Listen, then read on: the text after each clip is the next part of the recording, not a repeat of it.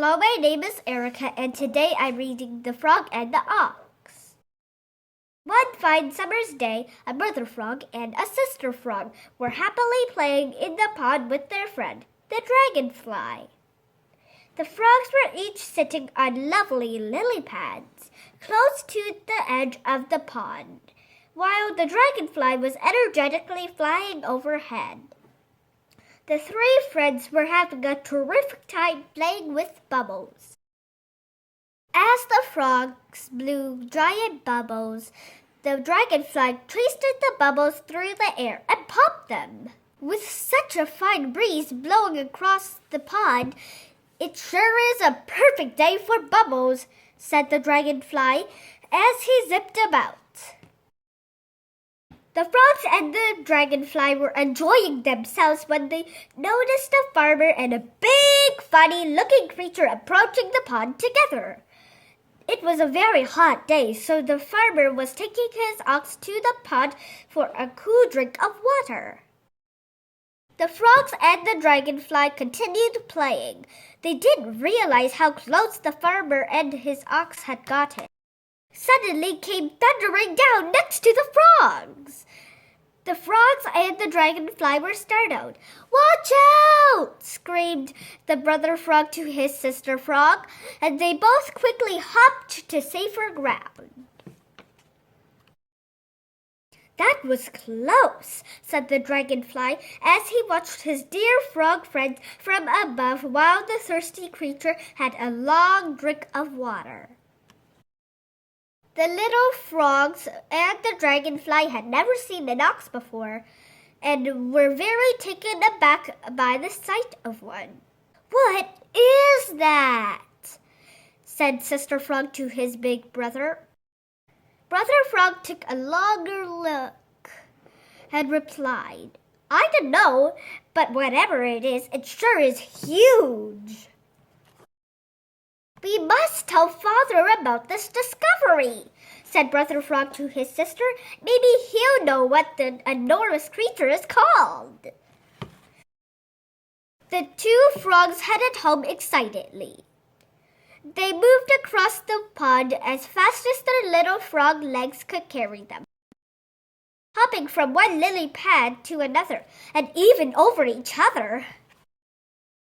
When they got home, they found their father fast asleep on a hammock, snoring quite loudly.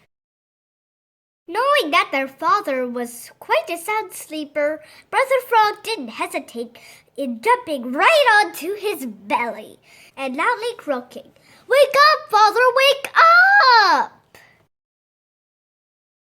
Waking up with a start, Father Frog fell off his hammock and with a great big splash landed in the cool pond water. "Hey, what's the big idea?" bellowed Father Frog, grumpily making his way out of the water.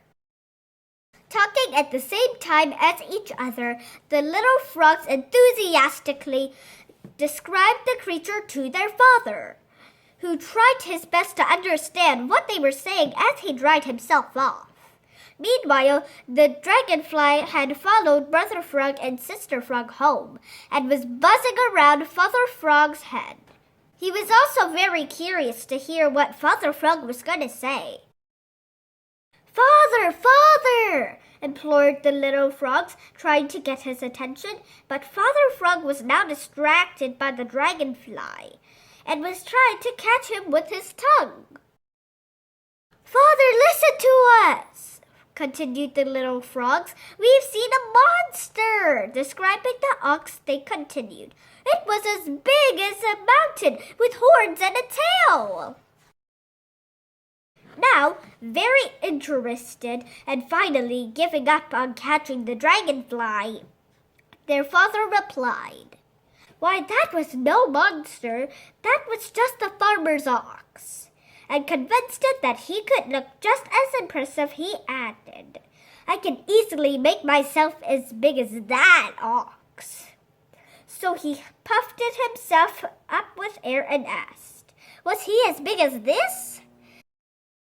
"No, Father, he was much bigger than that. Much, much bigger," answered little Sister Frog. So Father Frog tried to make himself even bigger. He took a huge breath and pumped himself up with air until he was enormous, even bigger than the first time. "What about now?" he croaked. "Was he as big as this?" "He was even bigger than that," answered Brother Frog.